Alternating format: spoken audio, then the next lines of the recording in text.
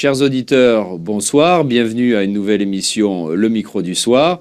Aujourd'hui, nous accueillons Bogdan Manoiu, l'ambassadeur de la Roumanie au Canada, qui est ces jours-ci à Bucarest et avec nous dans le studio de RFI. Au sein du ministère roumain des Affaires étrangères, Bogdan Manoiu, diplomate de carrière, a notamment occupé différents postes en lien avec les affaires européennes. Il a d'ailleurs été secrétaire d'État en 2011 auprès du ministère des Affaires européennes. Bogdan Manoiu, bonsoir. Bonsoir, cher monsieur Couderc. Un grand merci pour la très aimable invitation.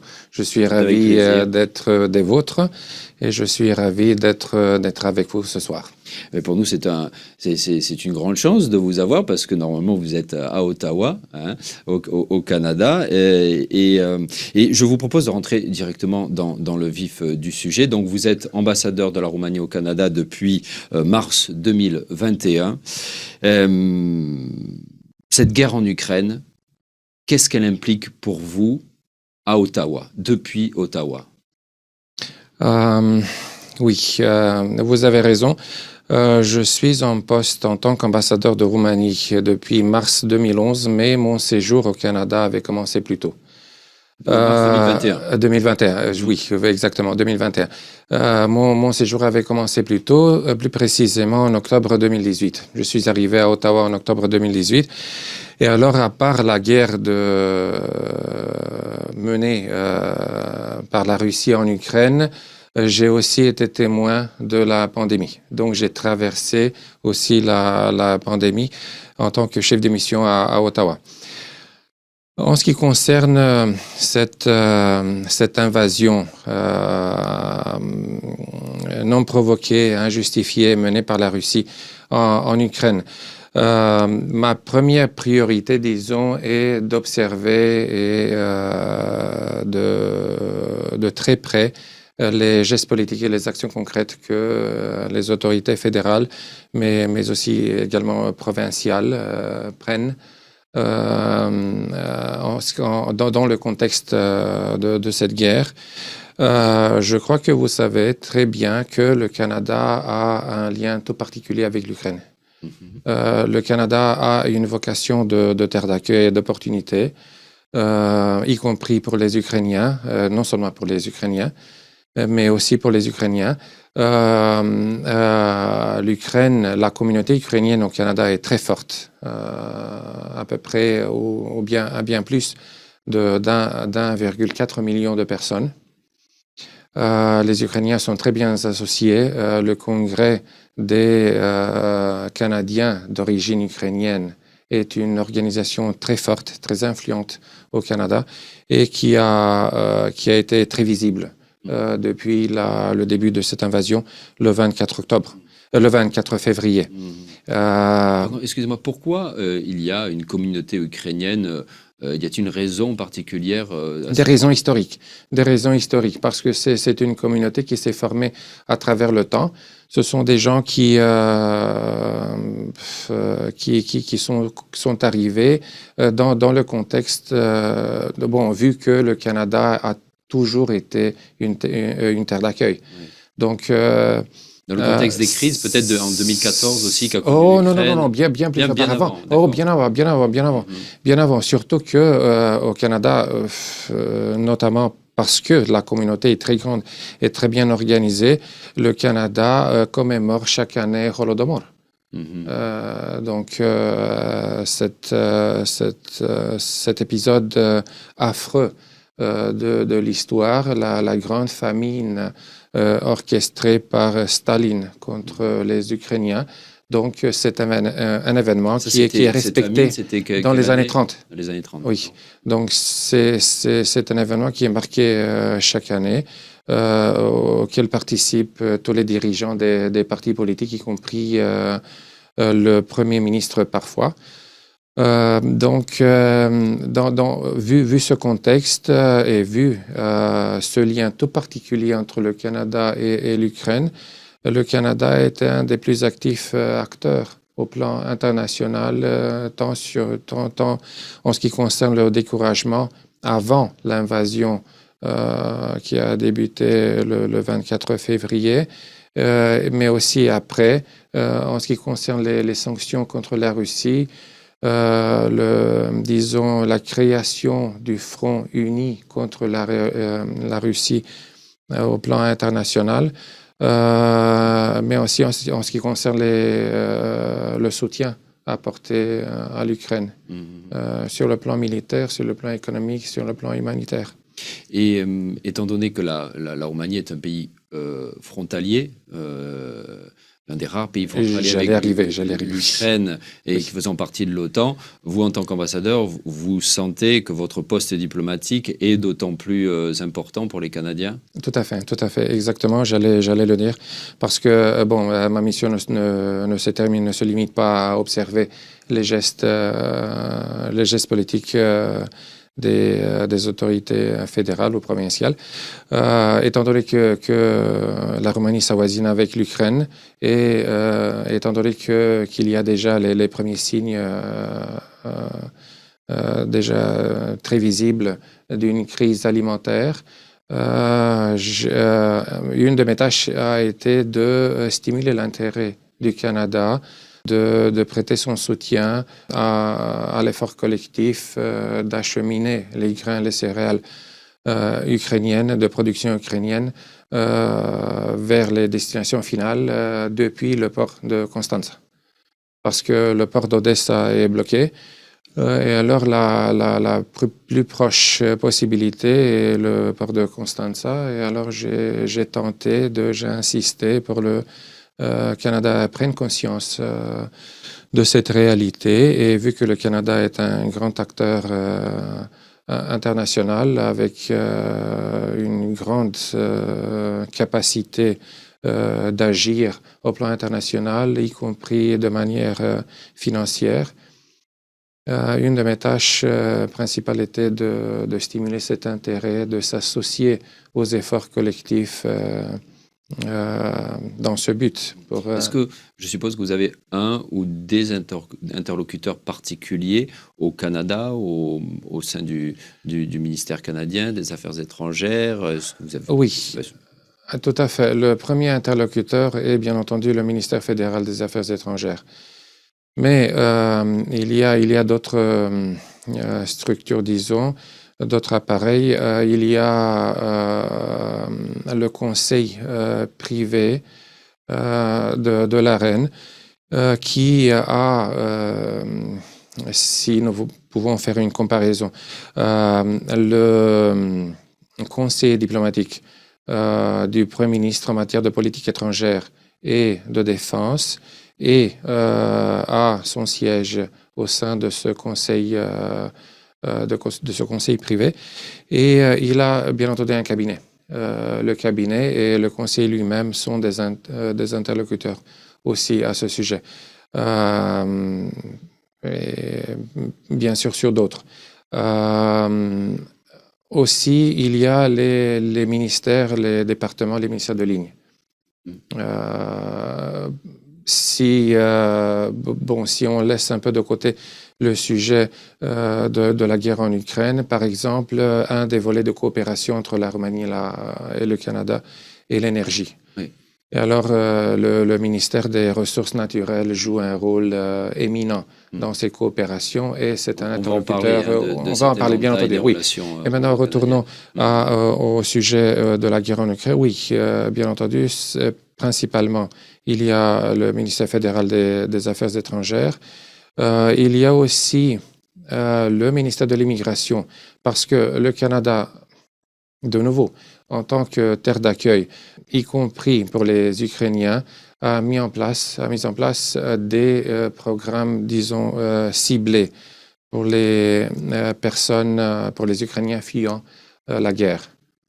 Ce ne sont pas des réfugiés en tant que tels, c'est un régime distinct. Et le Canada a mis en place ce régime pour les accueillir. Voilà. Donc le ministère de l'Immigration est aussi un acteur important. Et étant donné que nous sommes frontaliers avec l'Ukraine et qu'il y a eu déjà des visites en Roumanie sur le sujet des réfugiés, Le ministère de l'immigration est un interlocuteur, Mhm. oui, dans ce contexte. Et dans l'autre sens, vu le contexte particulier dans lequel nous sommes, et parce que le poste diplomatique d'ambassadeur au Canada pour la Roumanie est un poste très important, quels sont vos interlocuteurs en Roumanie? Est-ce que ça va au-delà du ministère des Affaires étrangères? Est-ce que vous êtes en contact souvent avec la présidence, par exemple?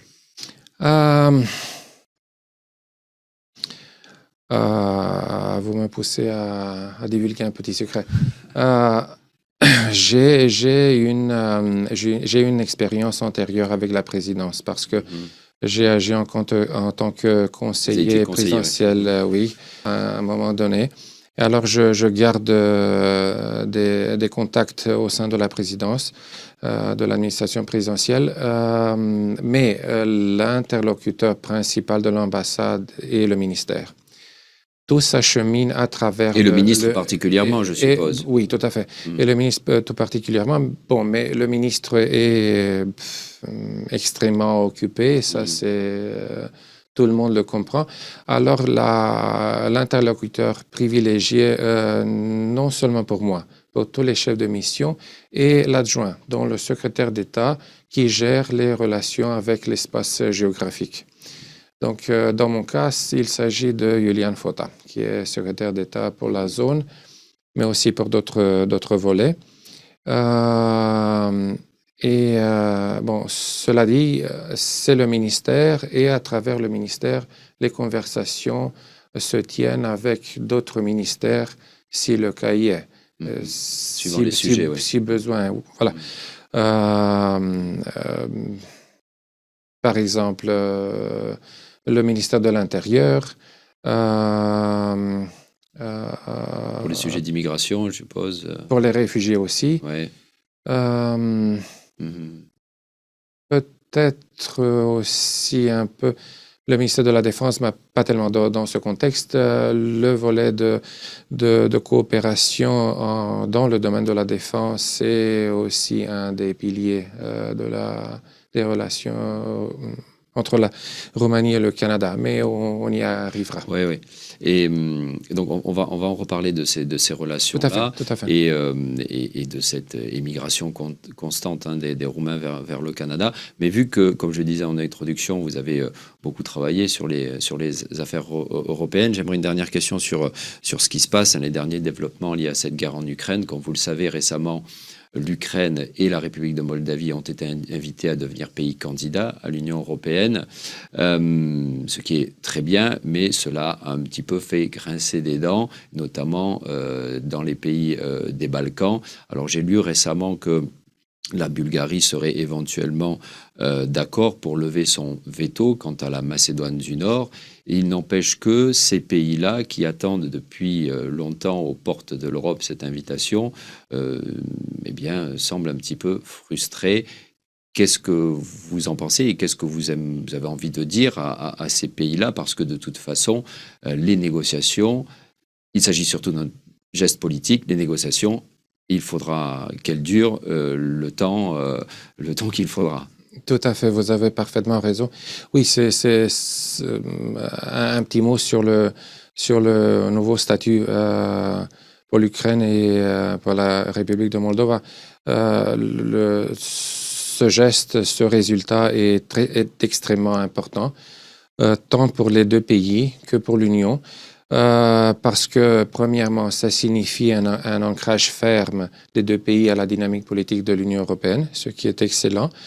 Donc, il n'y a plus de doute, disons, pour les années à venir sur la voie que les deux pays ont pris.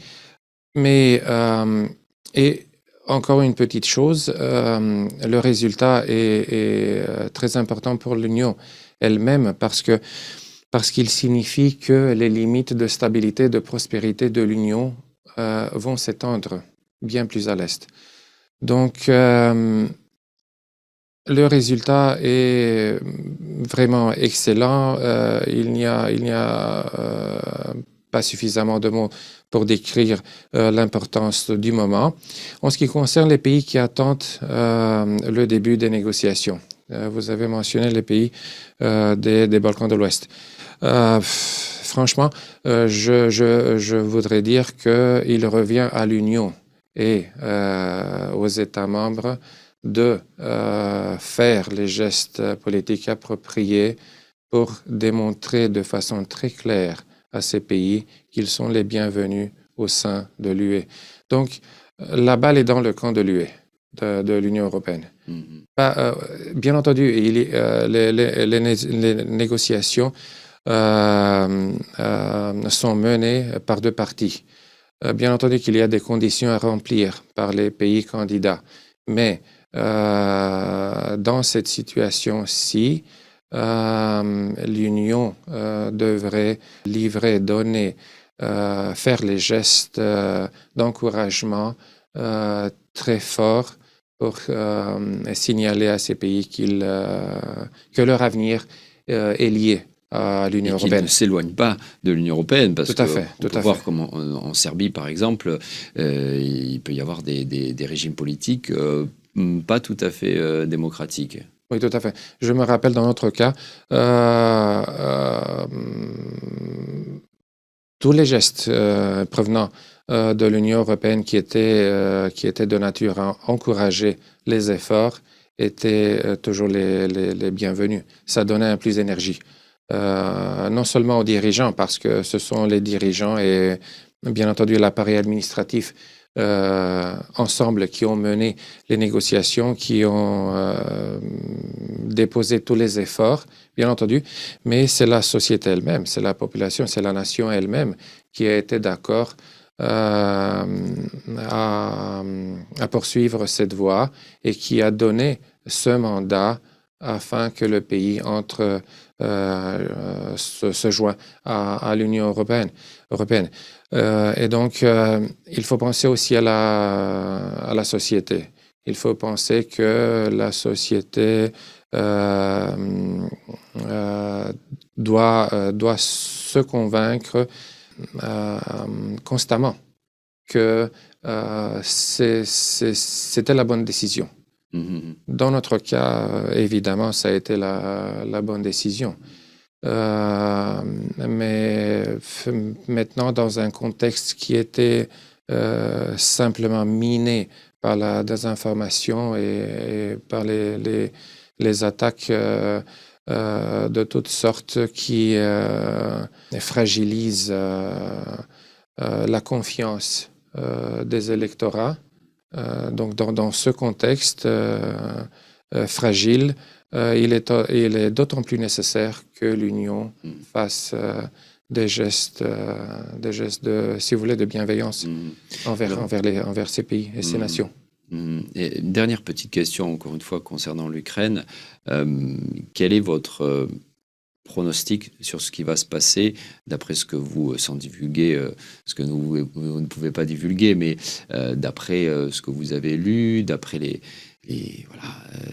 toutes les tendances que vous avez pu sentir au niveau diplomatique, qu'est-ce qui va se passer, d'après vous? En ce qui concerne l'Ukraine, très difficile à dire, parce que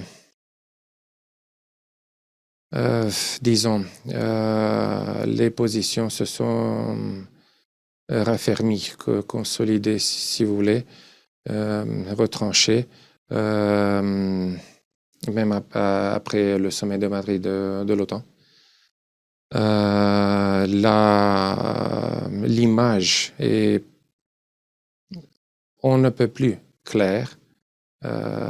Donc la Russie est la menace la plus significative et la plus directe à l'égard de l'OTAN et ses États membres. La Chine est un défi.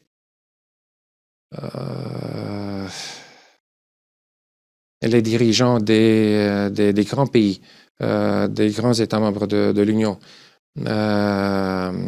ont déclaré que l'objectif maintenant est que la Russie accepte sa défaite en Ukraine. Donc, vraiment difficile à prévoir.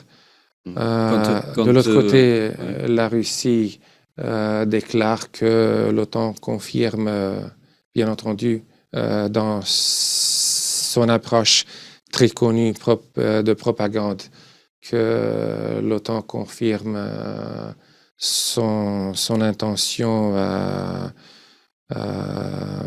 offensive envers la Russie, ce qui est tout à fait faux. Donc ça risque de durer.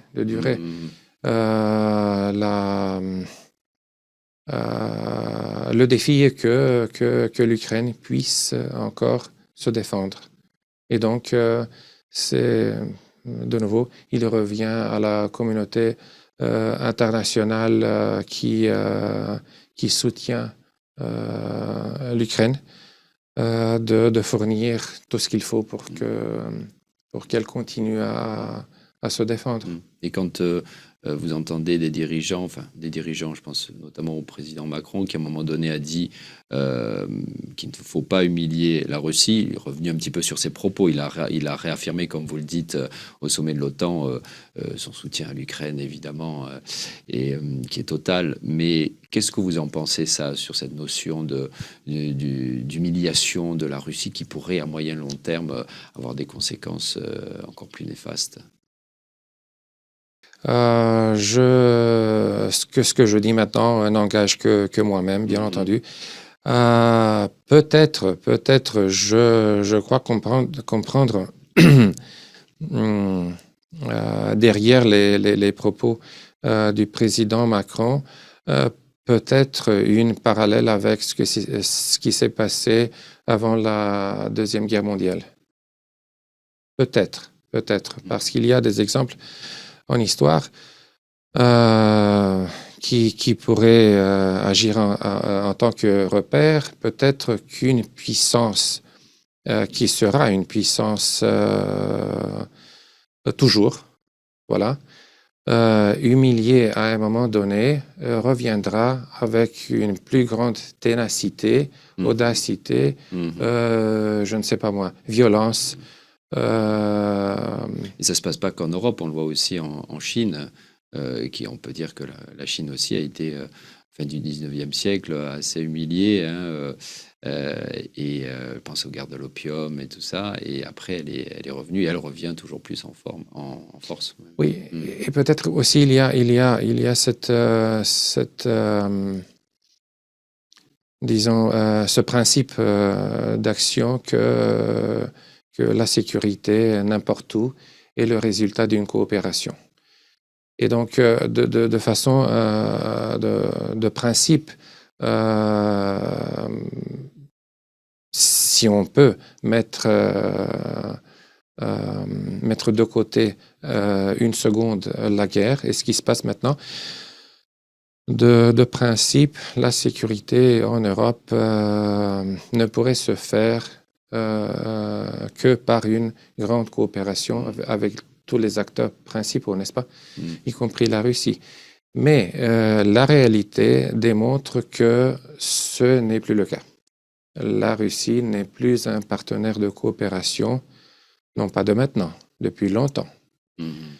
Je voudrais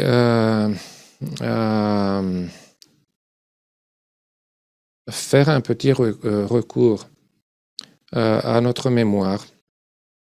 La Roumanie a commencé à faire le point de façon plus systématique en ce qui concerne les menaces mises par la Russie dans la région de la mer Noire en 2006-2007.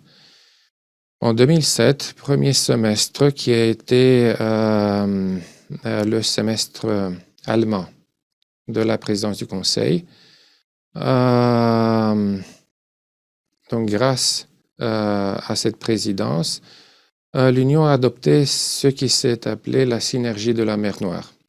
C'était une sorte d'exercice de mettre en cohérence toutes les initiatives qui visaient la mer Noire. Ce n'était pas une initiative visant la défense, bien entendu, parce qu'il s'agit d'un instrument de l'Union, Mais c'était un geste de reconnaissance de l'importance de la mer Noire sur l'agenda politique de l'Union.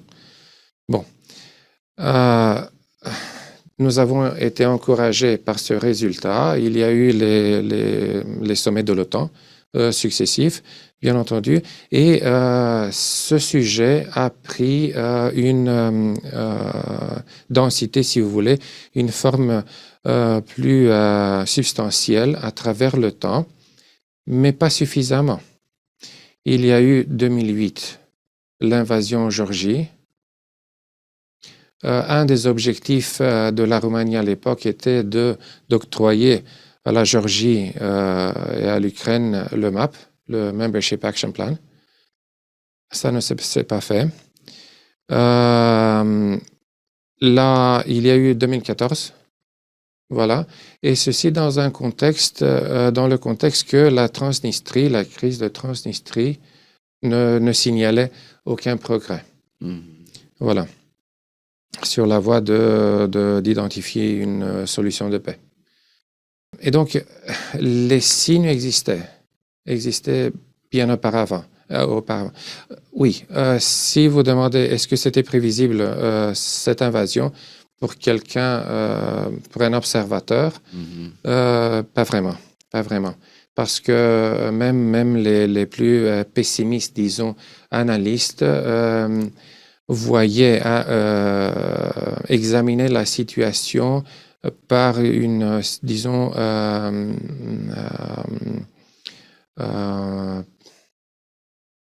par l'entremise d'une, si vous voulez, d'une lentille rationnelle. Donc, il y avait un filtre de rationnel dans tout ça et rien n'indiquait que...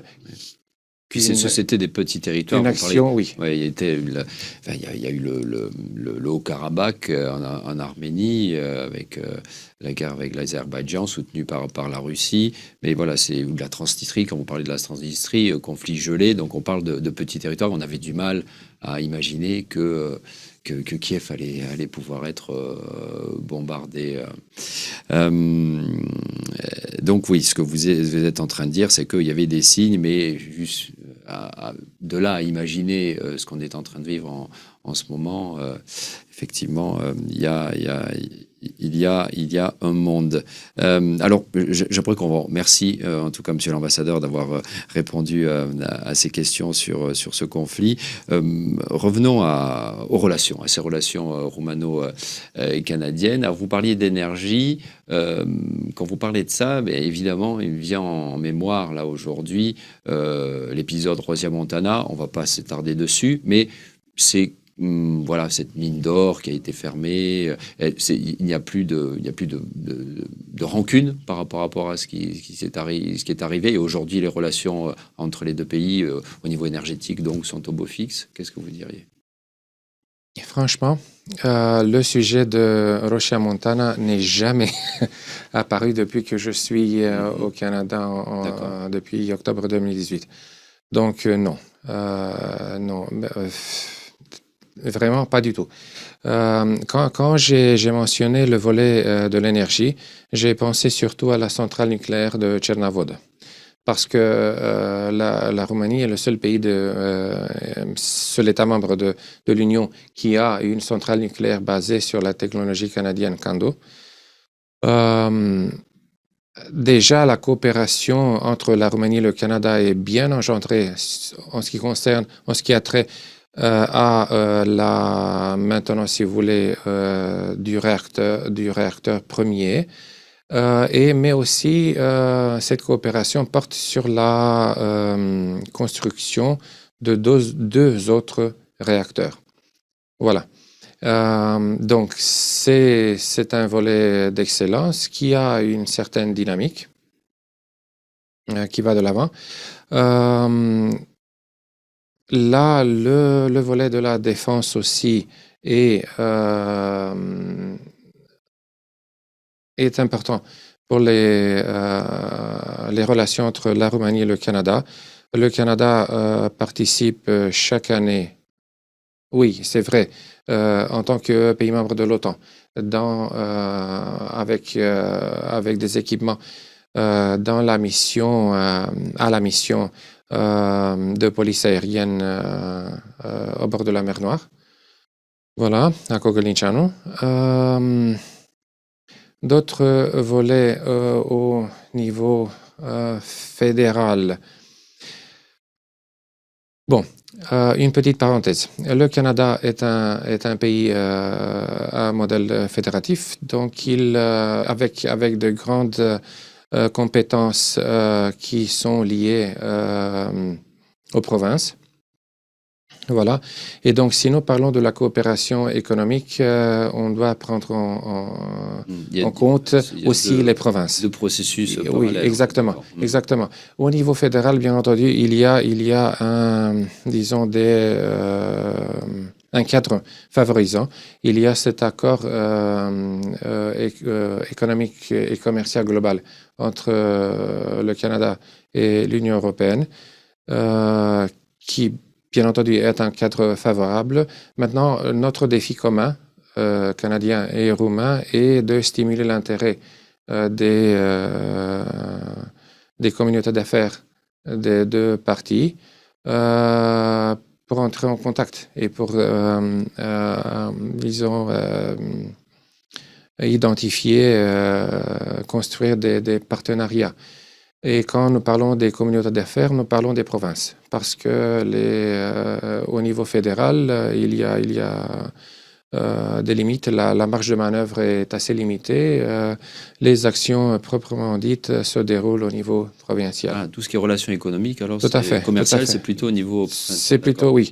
Le niveau fédéral est responsable des politiques, mais aussi... Des grandes politiques stratégiques. Des grandes politiques, mais ici aussi, il y a des limites parce que bon, nous pouvons faire la comparaison entre le Canada et l'Union européenne, parce qu'il y a les compétences qui sont liées de façon exclusive au niveau fédéral, comme il y a les compétences exclusives de l'Union, et il y a les compétences partagées, les compétences exclusives des provinces. Donc, nous pouvons parfaitement faire cette comparaison. En ce qui a trait à l'économie, les compétences, si vous voulez, sont la plus grande partie des compétences sont partagées. Et une grande partie aussi entre le fédéral et les provinces, mais une grande partie, il faut prendre compte de cette réalité, une grande partie du grand ensemble revient aux provinces. Donc c'est pour nous en tant qu'ambassade, pour moi en tant qu'ambassadeur, les interlocuteurs dans ce domaine sont plutôt les provinces, les chambres de commerce au niveau provincial, peut-être les chambres bilatérales. Il y a des chambres bilatérales entre le Canada et l'Union européenne, entre les provinces et l'Union européenne, entre les provinces et différents pays, États membres, aussi la Roumanie. Donc, ce sont ceux-ci, le groupe d'interlocuteurs est bien celui-ci. Le fédéral n'a mis à part ce cadre, l'accord global, ou bien des instruments de nature bilatérale, le fédéral n'a pas beaucoup de compétences. Sinon, il y a bien entendu, le rôle du fédéral est bien éminent dans ce sens, la promotion. Donc, le fédéral pourrait nous aider nous-mêmes, et bien d'autres États membres, par le biais de la promotion, par le biais de la sensibilisation des communautés d'affaires du Canada. Parce que au Canada, il y a un bon nombre d'organismes fédéraux au niveau provincial qui ont comme tâche cette promotion. Par exemple, en anglais, c'est une compagnie pour le développement des exportations. Mais les clients, ce sont surtout les compagnies canadiennes qui regardent, qui examinent les possibilités d'avoir disons, de mener des actions commerciales en Europe, ou bien en dehors du pays, si vous voulez. Et, monsieur l'ambassadeur, excusez-moi, je vous coupe.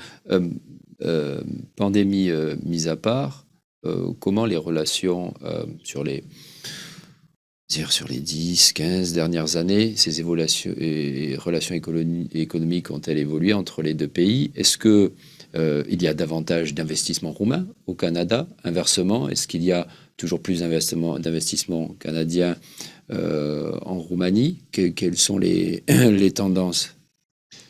Malheureusement,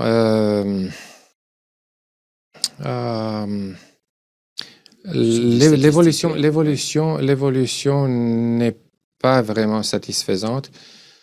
Dans quel sens plutôt Dans les deux sens. D'accord. Dans les deux sens, malheureusement. Et ça reflète un manque d'intérêt des deux parties, des deux parts, si vous voulez. Le niveau se maintient assez bas, mis à part la centrale nucléaire qui est un volet tout à fait distinct et qui n'entre pas vraiment dans ce chapitre. Le volume des échanges se maintient assez bas, quelques centaines de millions de dollars par année. Les investissements plutôt canadiens en Roumanie, non roumains au Canada, assez bas aussi. Il paraît que cet accord global entre l'Union et le Canada reste encore à être exploité.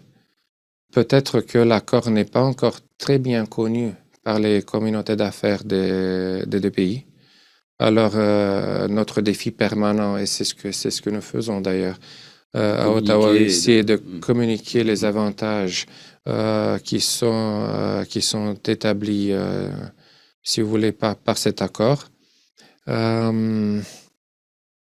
Donc, pour moi, le message que je voudrais transmettre de façon virtuelle maintenant aux dirigeants canadiens est d'être plus sensibles et de regarder avec une attention accrue vers notre région, parce que cette région aussi fait partie de l'Union européenne.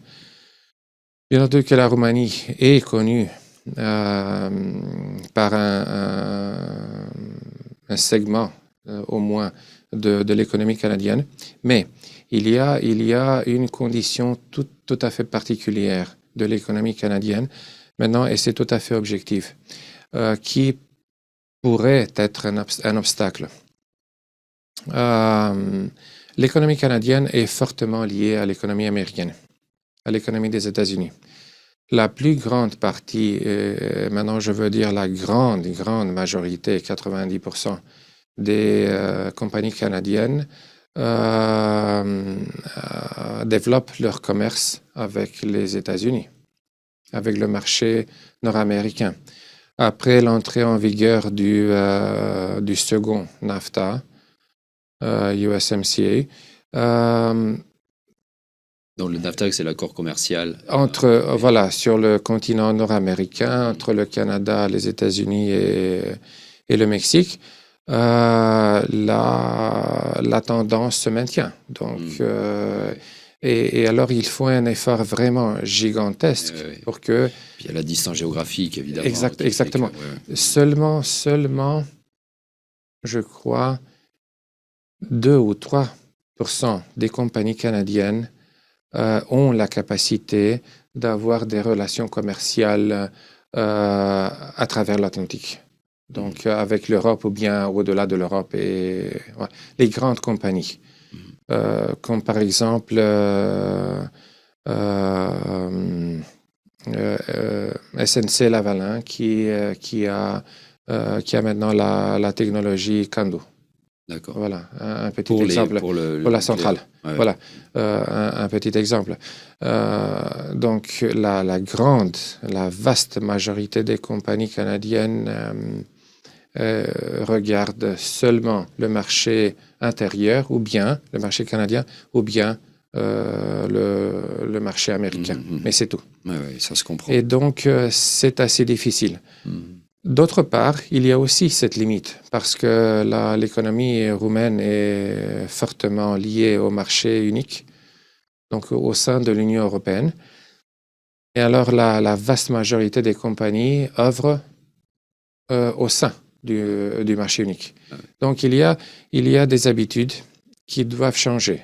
Mais pour qu'elles changent, s'il nous reviendrait à nous, il nous revient d'ailleurs à nous, et aussi à l'ambassade du Canada à Bucarest pour changer les avis, pour promouvoir de façon agressive, mais du bon côté, pour que les communautés d'affaires se rendent compte qu'il y a du potentiel de croissance aussi directement entre le Canada et la Roumanie.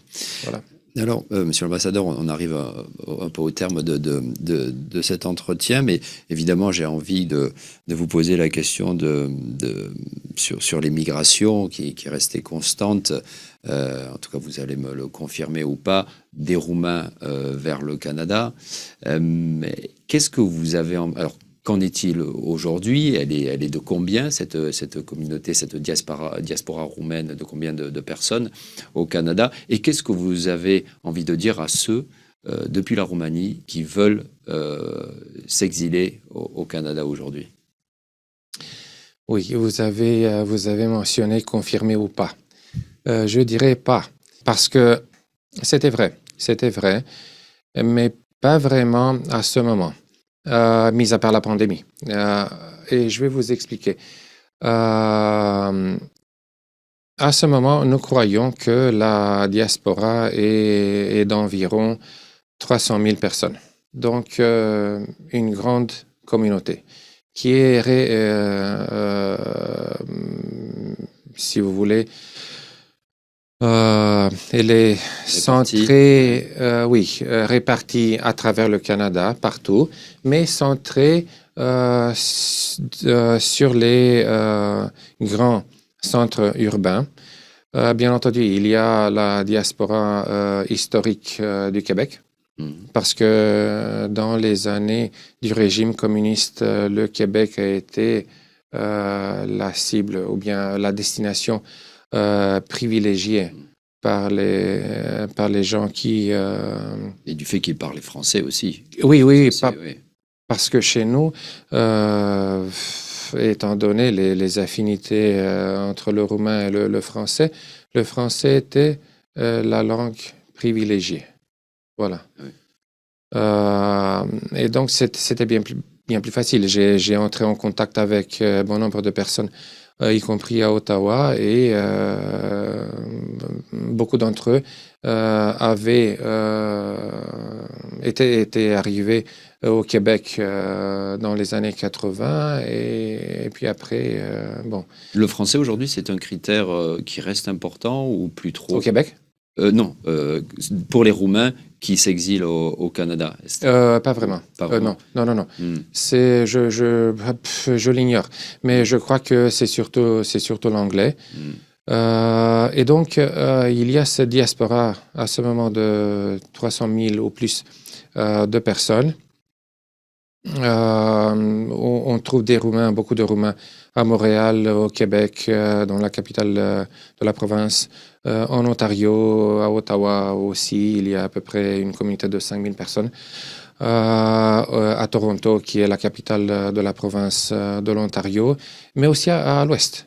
À l'ouest, il y a en Alberta, parce que l'Alberta, comme vous le savez, est le centre du pétrole et du gaz canadien.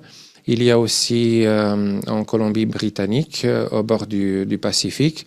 Il y a aussi au Manitoba, à Saskatchewan. Donc, à peu près partout, mais avec une plus grande densité dans les grands centres urbains, comme j'avais déjà dit, Montréal, Toronto,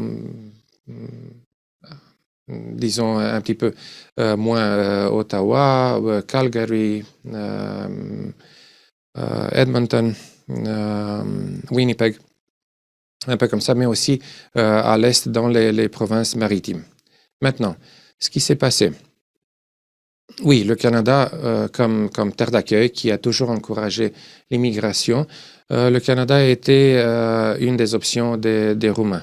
Mais avant notre adhésion à l'Union européenne, parce que après 2007, la tendance à migrer vers le Canada c'est beaucoup amoindri, c'est beaucoup et bon, peut-être pas de façon peut-être de façon continue. Et depuis lors, ça se confirme. Oui, ça se confirme. D'accord. Oui, c'est je crois que les Roumains préfèrent tirer profit de la mobilité au sein de l'Union européenne et donc ils partent mais restent peut-être une durée quelconque dans les États membres de l'Union européenne. C'était le cas aussi du Royaume-Uni avant le Brexit. Donc beaucoup des Roumains ont profité de ce fait que le Royaume-Uni était membre de l'UE et ils sont partis vers ce pays. Et donc le Canada, maintenant, je ne pense pas qu'il soit vraiment parmi les options principales des Roumains quand il s'agit de l'immigration. Oui, vous voyez les chiffres. Oui. Parce que en grande partie, le moyen d'observer ce phénomène est de regarder, d'analyser les demandes de services consulaires. Donc, qui vient au guichet demander un service quelconque. Et dans une majorité, ce sont des gens qui sont venus ici avant, dans les années 80, ou bien dans les années 90, mais bien avant 2007. Voilà. Donc, c'est un peu ça. D'accord. Et je pense que vous avez... qu'est-ce que je leur dirais à ceux qui désirent encore venir au Canada? Le Canada, ça devient déjà une phrase que j'ai exprimée trop de fois. Mais c'est une réalité. Le Canada est toujours une terre d'accueil et toujours une terre d'opportunités, de travail et d'études. Donc, il y a l'éducation fournie par le Canada. Et quand je dis fournie par le Canada, ce n'est pas vraiment vrai, parce que ce n'est pas l'éducation est une prérogative provinciale. Donc, ce sont les provinces ou bien les universités. Oui, tout à fait. Tout à fait. Propre, Mais il y a des politiques au niveau fédéral. Par exemple, si vous voulez, la reconnaissance des qualifications. C'est une prérogative fédérale, mais qui est mise en œuvre au niveau provincial. Mais revenons à l'éducation. Les universités sont parmi les premières au monde. Donc, les programmes d'études sont excellents. Aussi, il y a les opportunités de travail. S'ils veulent tenter leur chance, c'est parfait. Mais je dirais aux jeunes Roumains, surtout aux jeunes, que ces opportunités existent aussi en Roumanie. Et s'ils veulent y aller, faire une maîtrise, disons, en quelque chose, ils peuvent toujours revenir et mettre en œuvre leur savoir-faire ici pour ajouter ou, si vous voulez, une nouvelle brique à la modernisation de la Roumanie.